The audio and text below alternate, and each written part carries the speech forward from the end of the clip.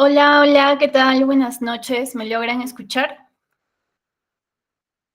Bien, ¿qué tal? Buenas noches, es un placer darles la bienvenida a nuestra comunidad Alumni UC, así como a nuestros estudiantes y futuros egresados. Agradecemos su conexión desde las ciudades de Huancayo, Lima, Cusco, Arequipa y demás ciudades desde donde se estén conectando. En Alumni UC hemos planificado una serie de charlas especializadas y eventos a lo largo del año para fomentar la interacción, el intercambio de ideas y la inspiración mutua con el objetivo de alcanzar el éxito tanto a nivel personal como profesional.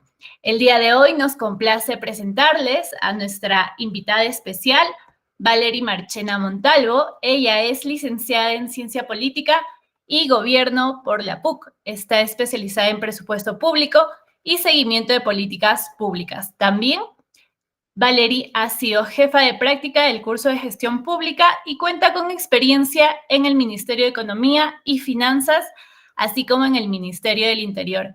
Actualmente, Valery se desempeña como analista de presupuesto en la unidad de planificación y presupuesto del Ministerio de Educación, donde trabaja temas vinculados a la educación superior, técnico, productiva y artística. Y hoy tendremos la charla Vocación y Resiliencia, Mujeres Jóvenes en la Administración Pública Peruana. Al finalizar la charla tendremos una rueda de preguntas, así que les pedimos que nos puedan escribir las dudas que tengan a través del chat o al finalizar de la charla puedan levantar su manito para que Valery pueda responder sus dudas e inquietudes. Así que, sin más preámbulo, adelante Valery, bienvenida. Hola, ¿qué tal? Buenas noches con todos y todas. Gracias por darse el tiempo de conectarse y de escuchar sobre una investigación como esta. Así que nada, voy a compartir pantalla para empezar con la presentación.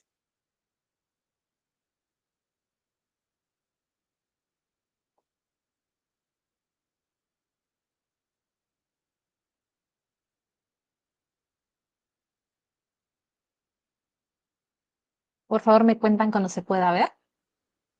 Sí, ya podemos visualizar la pantalla. Ya. Bueno, ¿qué tal?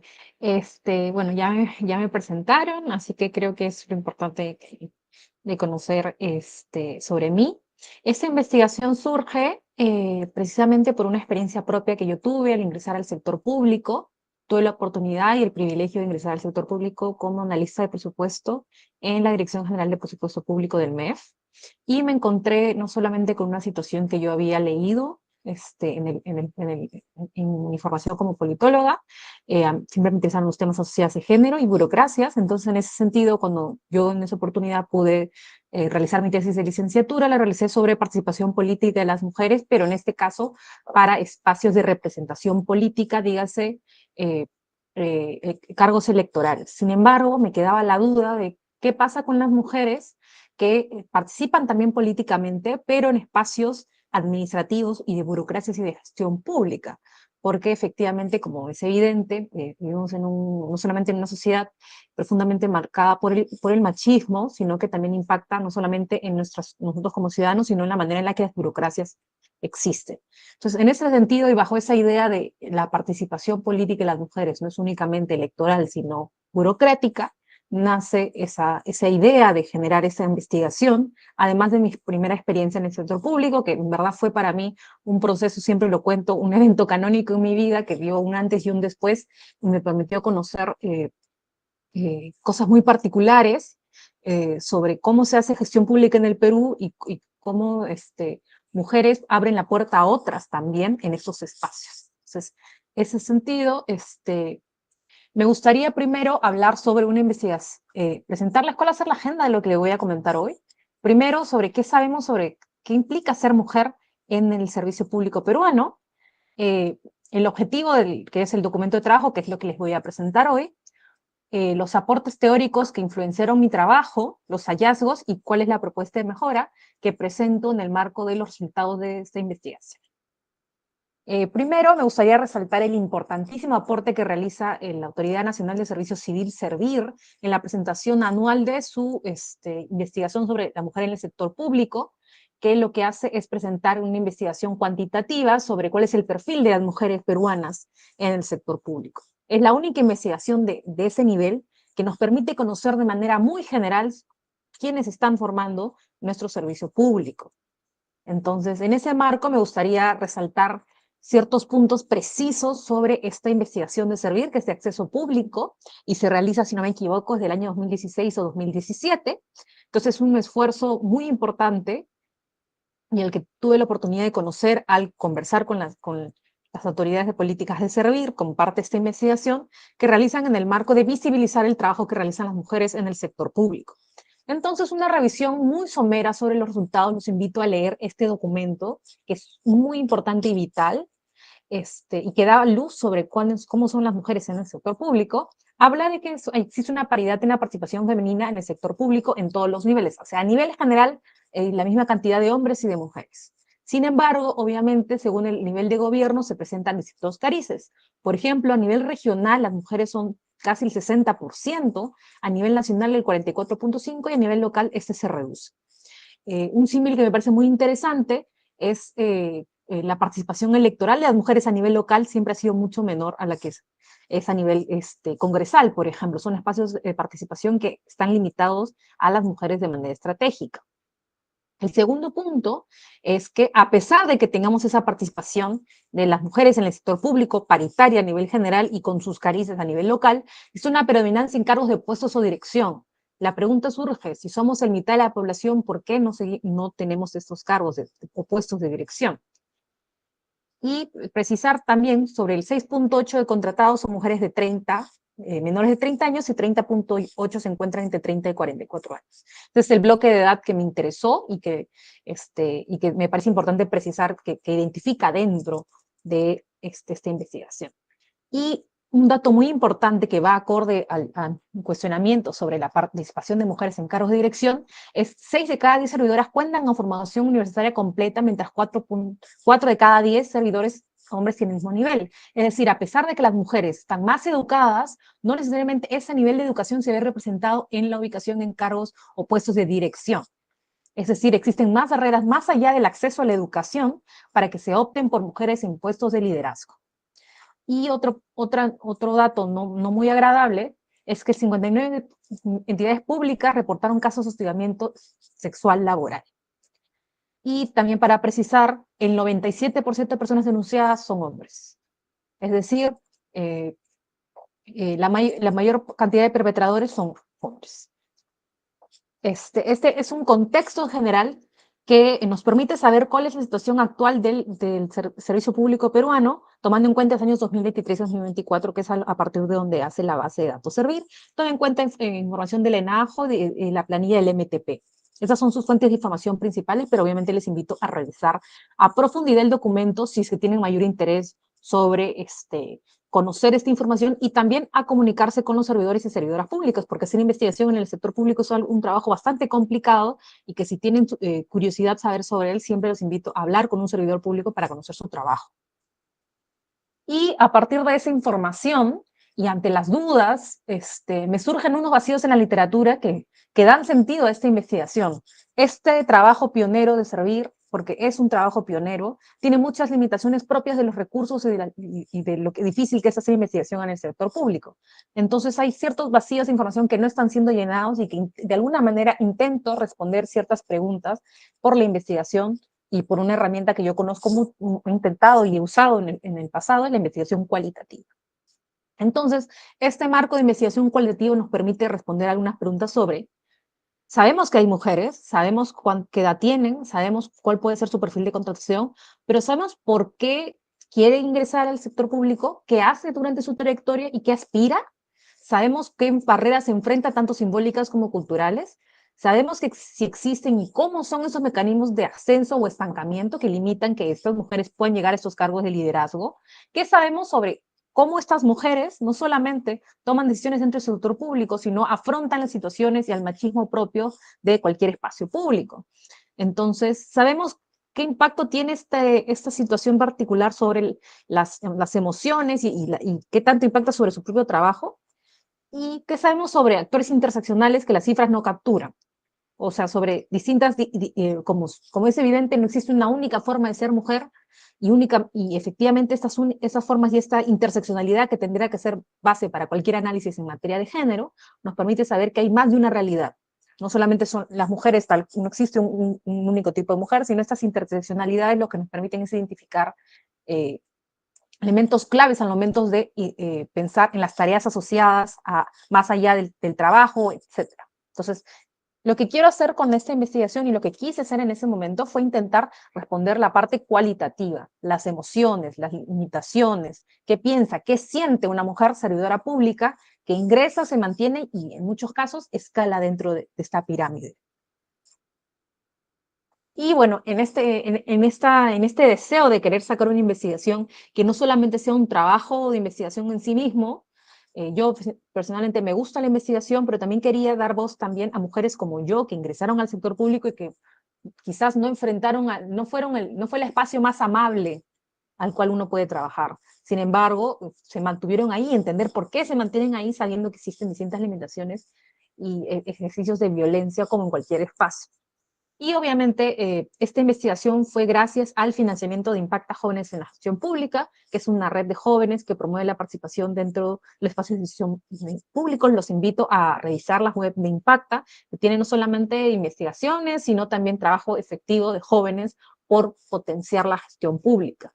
Y tuve la suerte de contar con la supervisión de la PhD Lina Arenas, quien se desempeñó en el pasado como viceministra de Poblaciones Vulnerables, si no me equivoco, del Ministerio de la Mujer, quien no solamente me permitió en su formación como académica de la revisión técnica del documento, sino como mujer que ha visto directamente el ejercicio de las violencias y en su trabajo, pulir más allá el documento, más allá de solamente lo técnico, ¿no? Entonces, ese trabajo si bien lo redacté yo, es una obra colectiva de Impacta y también de la revisión del esa información de inicio.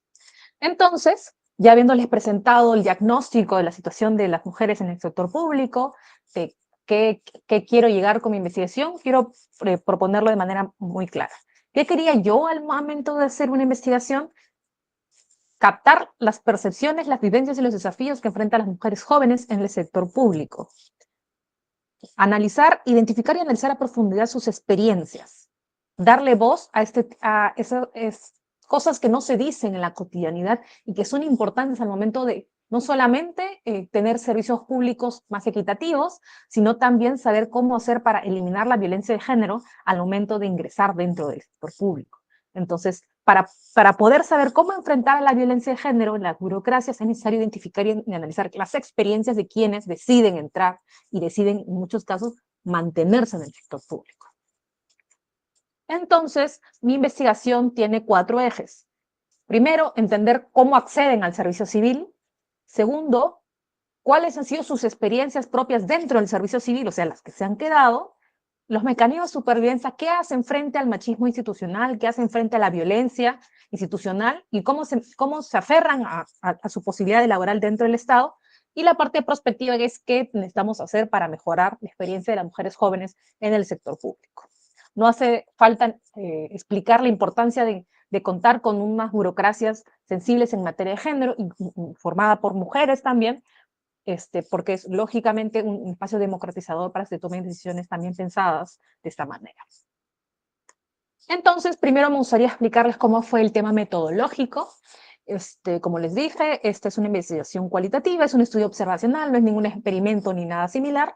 Se realizó un muestreo por conveniencia, es decir, se consiguió entrevistas por entrevistas, un muestreo por bola de nieve, y se tomaron 3 elementos en cuenta. Ser una mujer cisgénero, tener de 18 a 35 años, esta definición no se optó por la 18 a 30 porque creo, y es más, los organismos de juventud han puesto el número al 35 por identificar las experiencias propias de los nuevos cambios de la tecnología y tener una experiencia en el gobierno nacional. Se hizo esta identificación de gobierno nacional precisamente por el conocimiento que yo tenía y las limitaciones propias de hacer una investigación. Entonces quería hacer investigación sobre experiencias que yo conocía que eran en ministerios, en gobierno nacional. Y la presión sobre mujeres cisgénero, porque en este caso creo que investigar sobre la situación de las mujeres trans es un tema mucho más complicado y que requiere una metodología mucho más distinta, que yo no soy especialista en el tema, entonces identifiqué que podía hablar de la realidad que yo también estaba viviendo. Esta investigación se conforma por 17 entrevistas en profundidad realizadas mediante un campo virtual entre noviembre del 2023 y julio del 2024. Y esta investigación, en tanto como cualquier investigación sensible en materia de género, ha seguido la investigación, el protocolo de investigación de Amnistía Internacional. Bueno, me gustaría hablar primero de los aportes teóricos que influencian y le dan sentido a mi trabajo.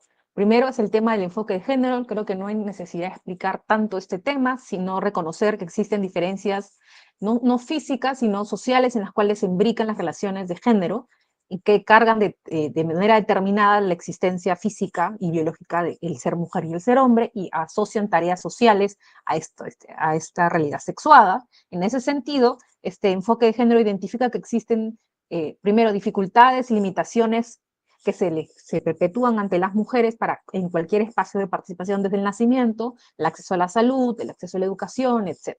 Entonces, con esas lentes de género en el que se identifica y se parte desde esa postura no solamente académica, sino teórica y que le da sentido a esta investigación, reconoce y se pone los lentes de género. En el segundo punto habla de los regímenes de desigualdad, es decir, es una teoría institucionalista que reconoce que todas las instituciones, sean formales o informales, instituciones no como institución pública, sino institución como cualquier organismo generalizado que tiene procesos de toma de decisiones, surge y permite y perpetúa regímenes de desigualdad propias de su estructura. Es decir, perpetúa ejercicios de poder específicos que son resultado de cómo en la vida más allá de este sistema, esta institucionalidad propia, se ejerce la violencia. Entonces, esta desigualdad no solamente es de género, ojo, existe por temas de edad, por raza, etc. Pero esta lógica de la diferenciación es muy importante para entender la investigación posterior.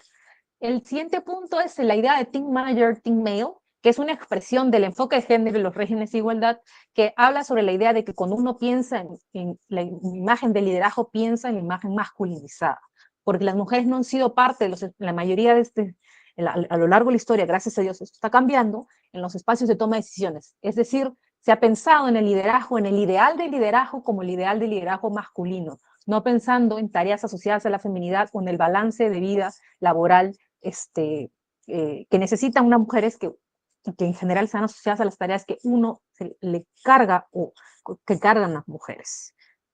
Entonces, y el cuarto punto es ya un marco teórico que pude encontrar que me parece mucho más apropiado porque es un aterrizado del enfoque de género, reconocer regímenes de desigualdad, reconocer la idea de Team Manager, Team Male, que es los aportes de Agostino tal, sobre el trabajo de Elsie Dublensky del 2016, que es esta figura número 1, que identifica que existen distintas barreras asociadas al liderazgo en materia de género en administración pública. A nivel más macro o societal, porque efectivamente las violencias se perpetúan de distinta manera, tenemos el control de la voz de las mujeres como la limitación que nosotros tenemos como mujeres para hablar y expresarnos. Las restricciones culturales, como temas como ropa, etcétera, las decisiones propias, a tal punto que los regímenes de violencia de género lo que hacen es afectar las propias decisiones que tenemos, los estereotipos, como que la mujer no puede ser buena líder, que la mujer está preocupada en otras cosas, la inconsciencia de género, que es decir, que yo acepto las violencias de género sin reconocer que son violencias, porque crecí en un contexto que me ha permitido naturalizar estas. Como la percepción de liderazgos, como dije, es una percepción de liderazgo muy asociada a lo masculino, entonces cualquier otra forma de liderazgo distinta a ese ideal masculino no es vista como buena, y la idea del escrutinio social a la mujer. También me gustaría hacer mucha precisión porque usualmente a las mujeres no se está bien visto la idea de ser ambiciosas, como lo sería un hombre.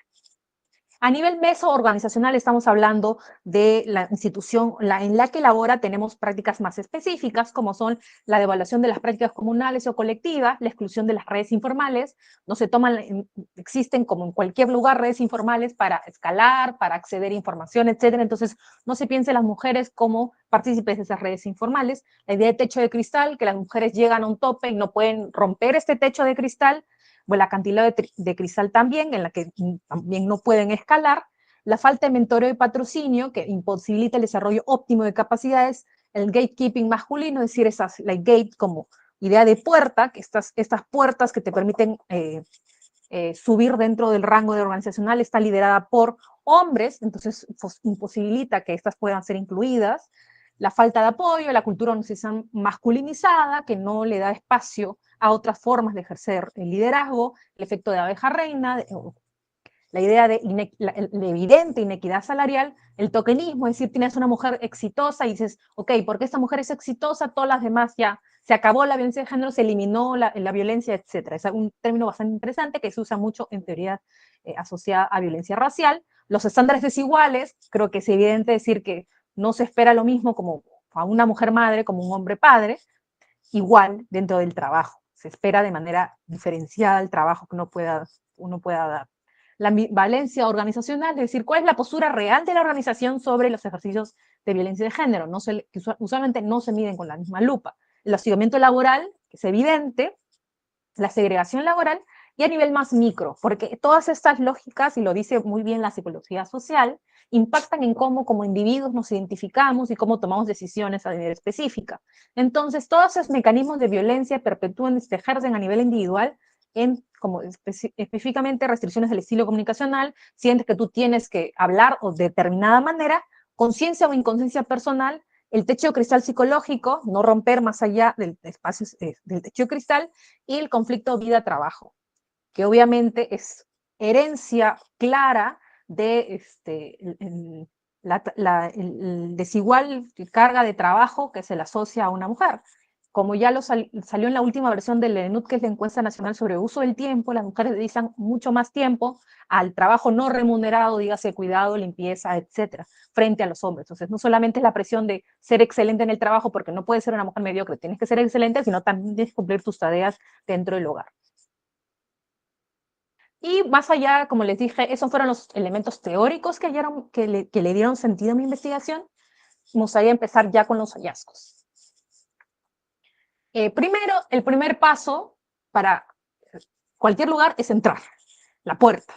Entonces, la primera pregunta, el primer grupo de preguntas que yo hice a las entrevistadas fue, ¿cómo entraste tú al sector público? Me mencionaron muchos temas sobre las limitaciones propias del sector público, pero en esta parte me mencionaron que existen más limitaciones por motivo de edad que por género.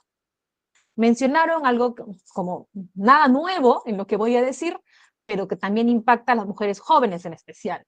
La escasez de concursos públicos de oportunidades claras de ingreso a niveles iniciales. O ingreso como practicante o piden analista con 3 años de experiencia del Estado, pero no hay ningún espacio de ingreso inicial más allá del practicante. Entonces, ¿cómo ingresas tú a ese bloque entre ese nivel de experiencia suficiente para poder ser contratado como analista, pero si no tienes experiencia en el Estado no te contratan como analista? ¿Cómo haces?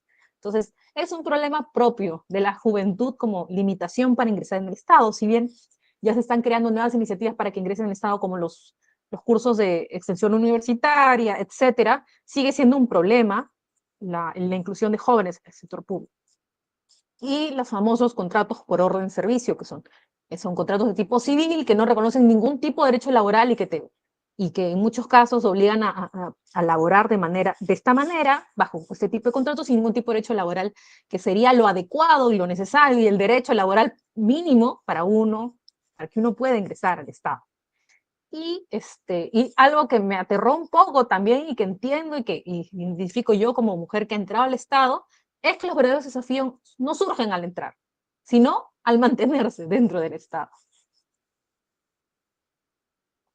Entonces, cuando me hablaban de mantenerse y no solamente mantenerse y escalar, hablaban de 2 tipos de barreras. Barreras en ellas como sujetos y barreras, el contexto y la institucionalidad en la que estoy me limita en. Las barreras internas hablaron del síndrome del impostor. Hay evidencias sustantivas sobre cómo el síndrome del impostor afecta de manera diferenciada a las mujeres. El síndrome del impostor es la idea de que si estás siendo brillante no eres tú, es otra persona. Entonces, esa idea de que no estás siendo tú, este éxito no te lo estás mereciendo tú, es un tema muy específico. La sensación de fraude, que estás constantemente asociada a fracasar.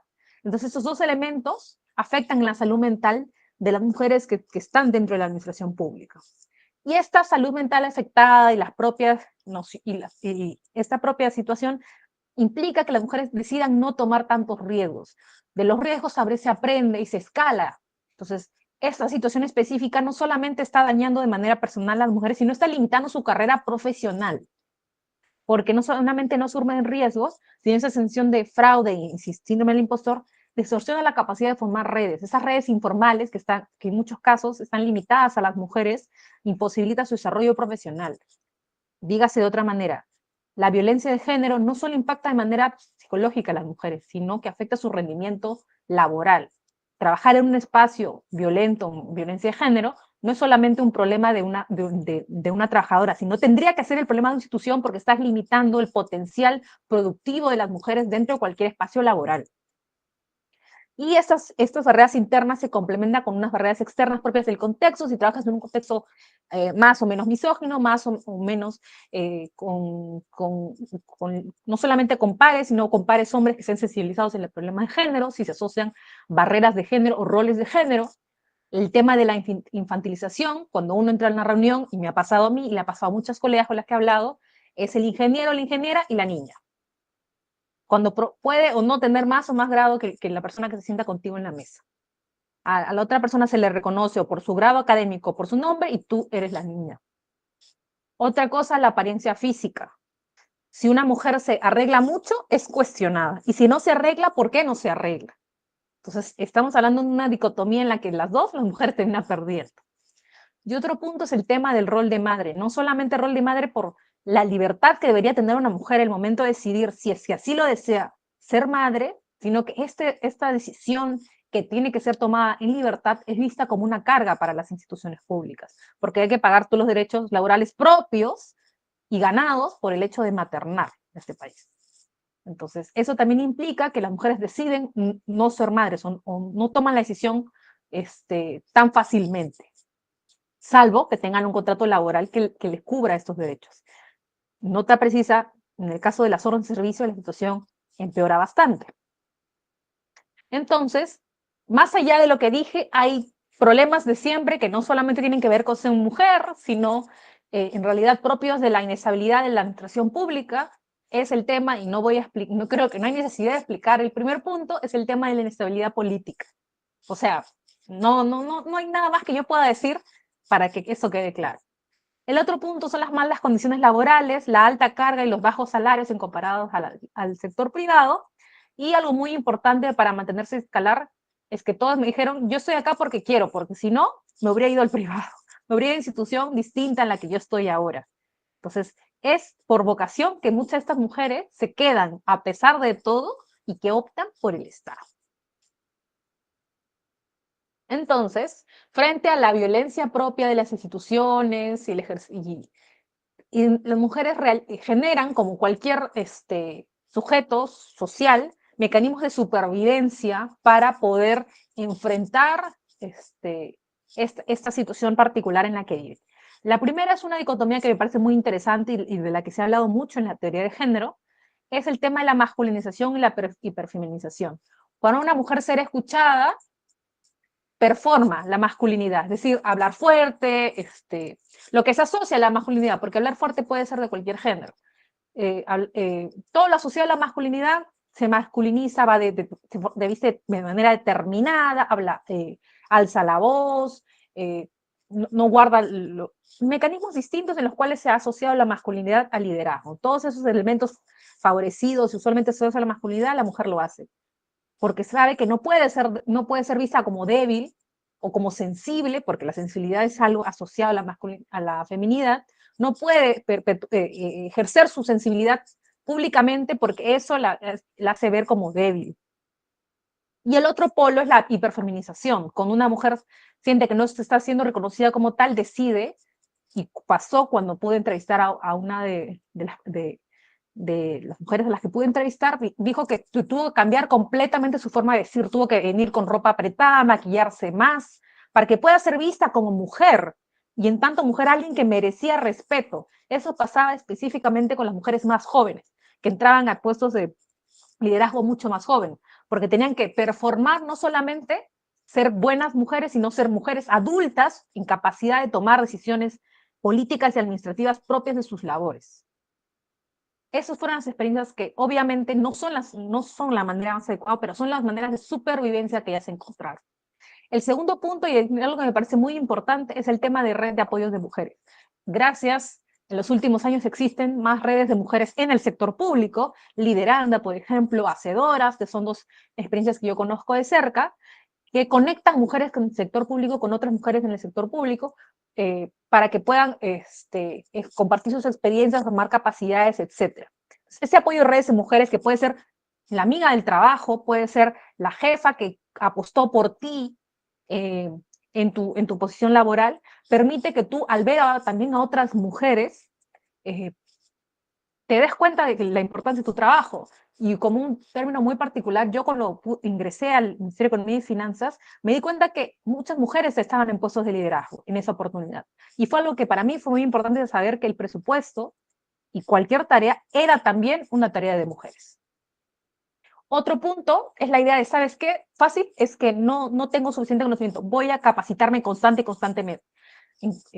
Durante las entrevistas se escuchaba a muchas mujeres que decían, no, yo sacaba este certificado para poder tener mi cartón suficiente para decir, no, yo sé esto y esta sobreeducación, podría decirles de una manera, me permite entrar en la reunión y tener la seguridad que podría tener otra persona, específicamente otro hombre. Y el cuarto punto es el tema de la búsqueda de ayuda psicológica. En los casos más graves, donde se presentaron casos como hostigamiento, violencia sexual y demás, acoso laboral, muchas mujeres me contaron de que optaron por la ayuda psicológica, dígase terapia psiquiátrica y psicológica, para hacer frente a su situación laboral. Y la última parte de esta presentación va sobre qué hacer frente a eso. Sabemos que existe violencia, sabemos que las mujeres están haciendo cosas para que esta sea distinta, pero ¿qué podemos proponer a partir de esta información? Y esta propuesta de mejora surge de la literatura y de lo que las mismas mujeres me proponían al final. Les preguntaba, ¿qué te hubiera faltado a ti? ¿Qué habría gustado recibir tú cuando ingresaste al Estado para que puedas no decir no enfrentar violencia machista, porque eso probablemente es imposible, pero sí tener las herramientas para hacerle frente a esta violencia machista? En primera, las ideas de las medidas formativas y las medidas de ideas institucionales. Medidas formativas hace referencia a todas las capacidades o herramientas que pueden darse a estas mujeres para que sean conscientes, tengan los lentes de género y sean conscientes de su rol dentro de las burocracias. El primero, el tema de habilidades blandas, distintas habilidades blandas en general, que no solamente sirven a las mujeres, sino a todas. El tema de taller de negociación, la capacidad de llegar a consensos. El tema de mentoría por otras mujeres, eran las que más confiaban, para que ellas les cuenten cómo había sido su experiencia en el sector público, porque como todo en general, muchas mujeres mayores a nosotras nos han abierto las puertas para poder estar en los espacios en los que ahora estamos. No solamente a nivel laboral, sino no hace falta hacer precisar que si yo estoy acá hablando es porque pude tener acceso a educación, no solamente por el privilegio socioeconómico, sino porque hubieron mujeres que hace muchos años trabajaron para que esto sea posible. El siguiente punto es el media training, que es la capacidad de expresarse en público, entrevistas, tener vocerías específicas para poder expresarse con facilidad a nivel público, y el tema de las habilidades socioemocionales para manejar el estrés y distintas tareas específicas. Todas esas medidas formativas creo que no solamente deberían ser exclusivas para las mujeres en el sector público, sino para cualquier joven que desee ingresar al Estado, porque efectivamente si necesitamos a las mejores en el sector público, necesitamos también darles algo, más allá del trabajo o la remuneración, sino otorgarles algo para que opten y sigan optando por el sector público como su empleador, pero también como su proyecto de vida, porque trabajar en el Estado es un proyecto de vida. Y segundo, ya a las instituciones, ¿qué podemos hacer para mejorar la situación? Es reforzar las políticas de igualdad salarial, igualdad en general. Existe la ley de igualdad de oportunidades, efectivamente, pero existen necesario hacer mecanismos de seguimiento y evaluación que permitan ejecutar esas políticas de igualdad en la contratación y en los mecanismos de trabajo en general, ¿no? Otro punto muy importante y propio de la carga a la que se asocia al ser mujer es el tema del teletrabajo. Muchas mujeres entrevistadas que tenían tareas de cuidado como cuidar a sus hijos, cuidar a algún familiar, etcétera, hablan de la importancia del teletrabajo como mecanismo equiparador de género. Es decir, el trabajo permite que una mujer pueda laborar a la vez que realizar sus tareas propias en el espacio en el que se encuentre, muchos de esos en la casa. Entonces, ese teletrabajo te daba esa posibilidad de cumplir con éxito ambas tareas, porque sigue existiendo una carga sobredimensionada de tareas de cuidado hacia las mujeres. Si bien es importante y es valioso que sea reconocido y la importancia del trabajo, también trabajo del hogar de los hombres, sigue existiendo esta realidad y es necesario tomar medidas ante la realidad actual, que es esta. El otro punto es el tema de flexibilidad laboral, el tema de los horarios. Las mujeres necesitan flexibilidad laboral por las tareas en las que realizan, la carga asociada al ser mujer. Entonces, esta flexibilidad le permite poder trabajar en un trabajo remunerado de manera adecuada y cumplir con sus tareas propias. El cuarto punto que me precisaron con una situación muy particular, que fue el intento de denunciar un caso de hostigamiento sexual, fue la mejora de procesos de denuncia de casos. Los procesos no son los más adecuados, no están estructurados de manera efectiva para que puedan proceder con la sanción adecuada ante casos de hostigamiento sexual. Y el cuarto punto, que me parece algo innovador e importante, es cómo hacemos cuando la víctima de violencia es una mujer contratada bajo órdenes de servicios. Lo que pasa siempre es que existe una diametralidad en el poder, que si una mujer se denuncia un caso de hostigamiento sexual, simplemente ya no es contratada o ya no es renovada su orden de servicio. Entonces queda pendiente pensar cómo vamos a hacer para también dar espacio para que estas mujeres, que son importante fuerza laboral específicamente cuando eres joven en el Estado, puedan tener espacio y seguridad de que su denuncia va a ser tomada, y eso no va a implicar que no se le renueve su orden de servicio, que realmente es más importante, porque podemos decir denuncien, pero si es que vas a perder el trabajo ante ello, no suena no suena una buena decisión. Bueno, eso ha sido un súper resumen de lo que fue mi investigación. Al final les voy a compartir el link de la investigación tal cual, para que puedan revisar y a más detalle, no solamente lo que propongo a nivel teórico, que es un recoge de aportes específicos, sino los testimonios de las mujeres que hablan de casos bastante difíciles y dolorosos sobre qué enfrentan las mujeres en el sector público. Eso sería todo. Muchas gracias. Muchas gracias, Valerie, por la exposición. Como bien lo mencionaste, estamos en la rueda de preguntas, así que les pedimos a los participantes que puedan levantar su manito o dejarlas a través del chat. Tengo una pregunta aquí que nos acaba de llegar y luego paso contigo, Aldo. Desde tu experiencia, Valerie, ¿qué instituciones públicas están avanzando más en temas de equidad laboral? Bueno, en realidad sobre eso creo que he tenido bastante el privilegio de elaborar instituciones públicas que han reconocido mi situación particular como mujer joven y han validado mis aportes de esa manera. Siento que a nivel de políticas seguimos pendientes con el tema de igualdad de género, pero he tenido, como digo, en mis experiencias laborales a nivel de, como dije, Ministerio de Economía y Finanzas, el Ministerio del Interior, que es asociado con una visión de un ministerio muy masculino, porque efectivamente está conformado en gran medida por hombres, y ahora el Ministerio de Educación, son espacios que a nivel de gobierno nacional permiten y le dan voces a las mujeres para tomar decisiones y sentarse a la mesa y decir lo que tienen que decir, ¿no? Bien. Aldo, te doy el pase. Gracias, muy buenas noches. Encantado de escuchar un tema tan interesante. Me queda una duda sobre un aspecto mencionado casi al inicio, que era la brecha salarial o techo de cristal, también conocido, ¿verdad? Según tengo entendido, por la definición de techo de cristal, es pues la remuneración que en menos cantidad que se le da a una mujer por hacer el mismo trabajo que un hombre. Ya.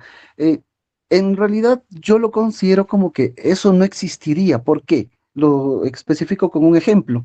Si yo fuese un empresario y tuviese que contratar personal y me dijeran, 10 hombres vienen y me dicen que me van a cobrar mucho más que una mujer que va a hacer el mismo trabajo, me va a dar el mismo resultado, a mí como empresario me convendría contratar mujeres.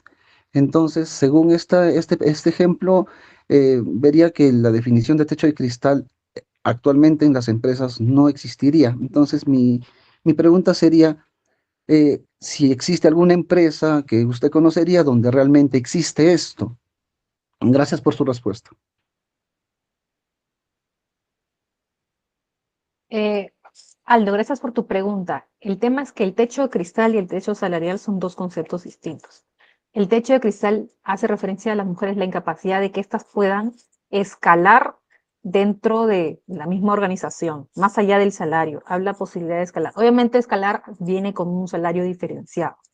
Y sobre la idea de si conviene contratar más hombres o mujeres, no va tanto por ese punto, sino por el sentido de en los procesos de contratación, hay un trabajo bastante interesante de, no recuerdo el nombre, fue ex rectora de la Pacífico, Arlette Beltrán, que habla sobre cómo porque la evidencia es sustancial, existe brecha salarial a pesar de la identificación de que convendría económicamente contratar más mujeres, a pesar de esa idea, sigue persistiendo el pago diferenciado al hecho de ser mujer y ser contratada en el espacio laboral. Otro punto también es de que la brecha salarial no identifica, y hay un trabajo bastante interesante sobre, si no me equivoco, que ganó el premio de investigación de CIES, que habla sobre cómo las mujeres no optan por trabajos estables y mejor remunerados, porque por sus labores de cuidado tienen que optar por trabajos más flexibles, que no pagan 8 horas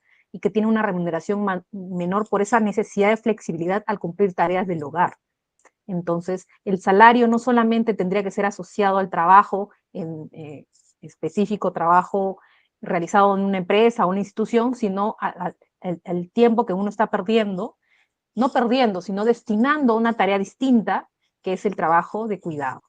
Entonces, no es tan sencilla esa idea de cómo que ahora voy a contratar mujeres porque efectivamente no es tan, la violencia no se perpetúa de manera tan sencilla y no es tan sencilla de identificar esos carices específicos.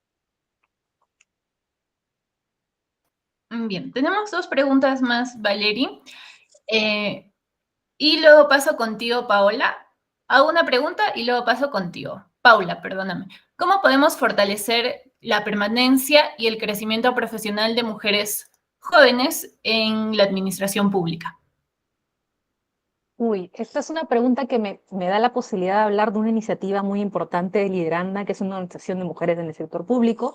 Ha sacado una convocatoria para fortalecer las capacidades de mujeres en servidoras públicas en, creo que Arequipa, Junín, si no me equivoco, y otra región más. Les invito a que revisen la web de Lideranda, que es Lideranda o Hacedoras, no estoy segura cuál de las dos, que ha ganado financiamiento para hacer estas mentorías específicas con mujeres en el sector público para fortalecimiento de sus capacidades. Entonces, yo creo que si existe la opción de postular a estas iniciativas, hacerlo, porque yo he sido beneficiaria de una de ellas, de Hacedoras, y en verdad contar con una mentora es una experiencia muy importante y que fortalece muchas las capacidades que uno puede tener en el sector público, no solamente por las capacidades propias y técnicas, sino creo que va mucho más allá al ser capaz de conocer a otra mujer que también está haciendo cosas muy importantes con su trabajo y también te aporta a nivel emocional de manera muy profunda, ¿no? Tener ese ejemplo de esa mujer logrando cosas importantes. Bien. Paula, ¿estás levantando la manito para poder realizar tu pregunta? Sí, muy buenas noches. Buenas noches, mi nombre es Mirelia Acero.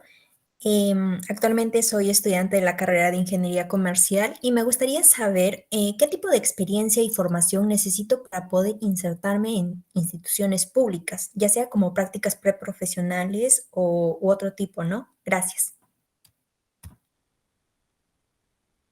Hola, bueno, muchas gracias por tu pregunta. En realidad, yo creo que el Estado en general siempre busca cualquier tipo de profesional. Creo que todos aportan porque todas las áreas de conocimiento son importantes para un Estado eficiente y pensado en el ciudadano. Entonces, creo que usualmente una puerta de entrada formal son las prácticas preprofesionales que existen o los cursos de extensión que ahora se están siendo más importantes, tienen mucho más llegada, precisamente porque ahora no sé si ya nos estamos dando cuenta o los tomadores de decisiones se han dado cuenta de la importancia y el aporte que generan los jóvenes en el Estado.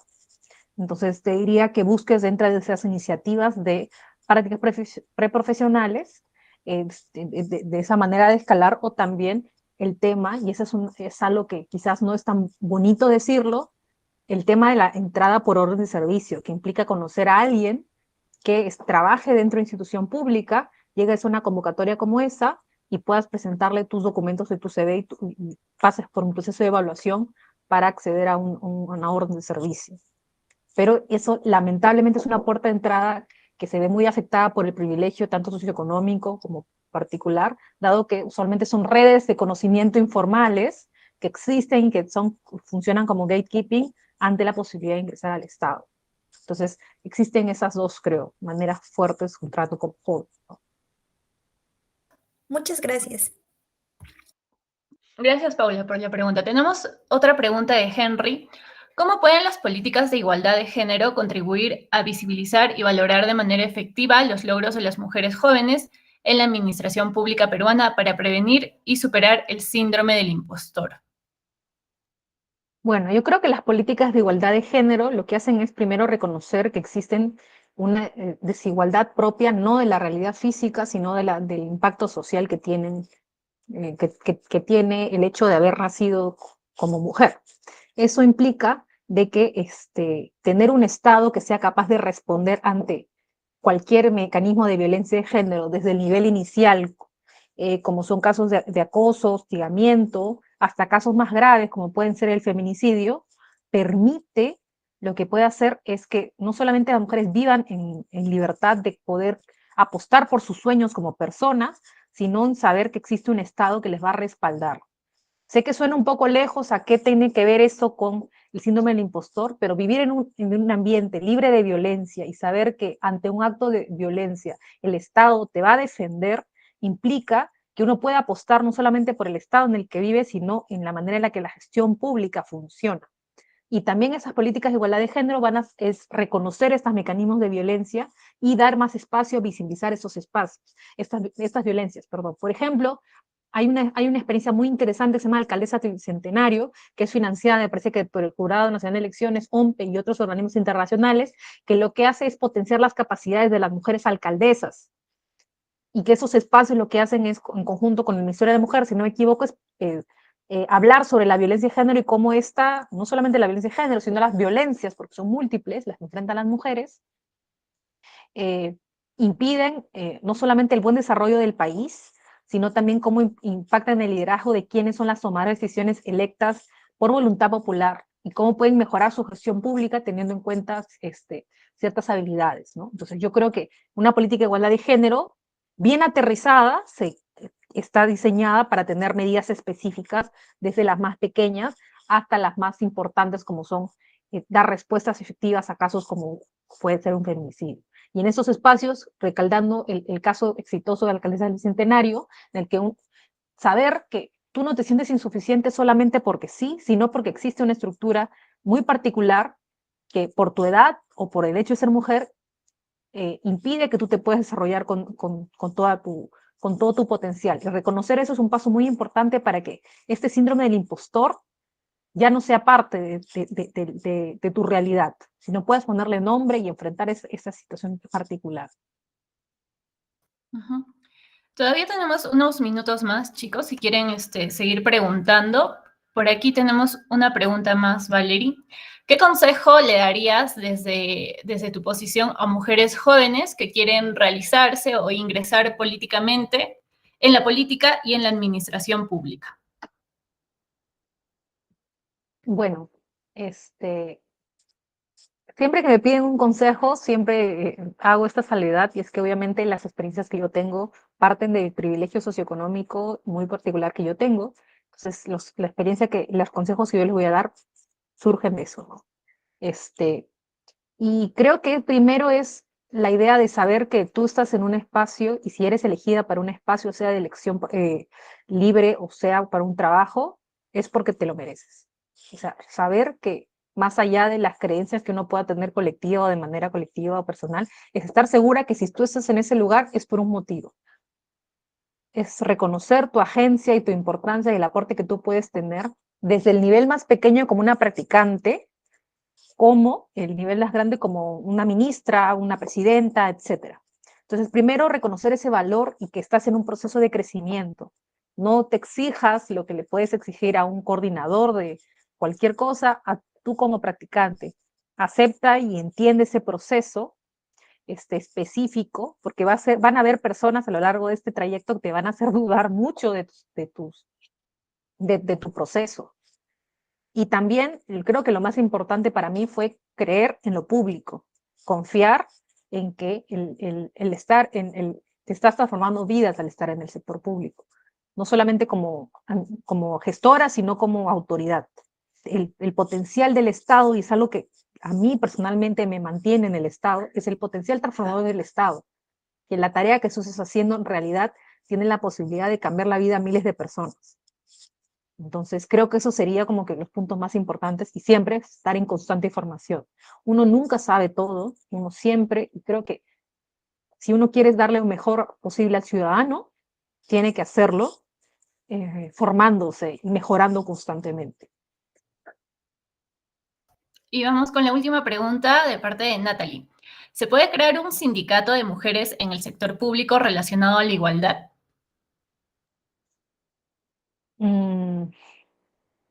Nunca se me había pasado, siendo sincera, nunca se me había pasado la idea de un sindicato de mujeres. En realidad es algo que me va a hacer pensar bastante, porque creo que más allá de la idea del sindicato, creo que debería venir no solamente desde abajo, desde la toma de decisiones sindicales, sino también desde la toma de decisiones de las autoridades políticas. Si bien podría quedarse un sindicato específicamente de mujeres, creo que el aporte que se tiene de las experiencias compartidas con nuestros pares hombres permiten lograr avances en materia laboral, porque creo que la solución no es pensar que la violencia de género es un tema de mujeres. O sea, no lo es. No es un problema de las mujeres. Tendría que ser un problema de la sociedad. Tendría que molestarte que una mujer muera por el hecho de ser mujer, porque no vamos a avanzar en igualdad de género mientras siga bien siendo visto un tema de mujeres. Entonces yo creo que si bien es posible, si bien es importante pensar en cómo la experiencia de las mujeres existen en el sector público, también pensar en los espacios articulados, en reconocer las violencias de las mujeres, pero que esto sirva para tomar medidas concretas, que favorecen no solamente a las mujeres, sino también cómo esas violencias machistas también perpetúan e impactan en la vida de los hombres, porque la violencia de género impacta a todos, ¿no? Entonces creo que esa sería más mi idea. Bien, bien, Valerie, muchas gracias por tu tiempo. ¿Algunas palabras finales antes de cerrar con esta charla especializada del día de hoy? Bueno, muchas gracias por su tiempo, por estar acá, por escucharme, por sus preguntas.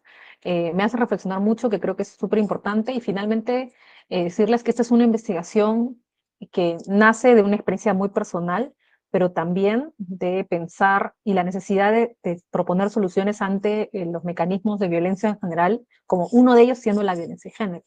Entonces, invitarlos a reflexionar, no solamente sobre la situación particular, sino en que la importancia de pensar en lo público al momento de tomar las decisiones y la importancia de seguir apostando por lo público como mecanismo transformador.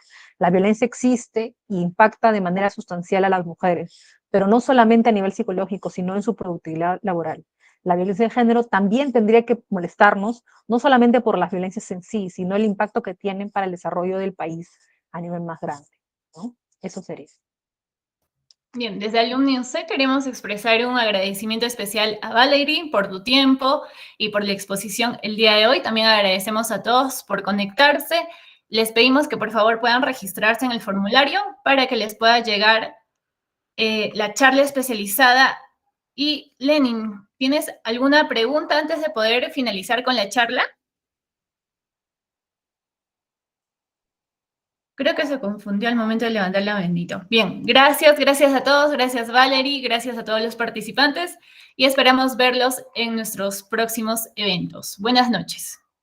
Muchas gracias.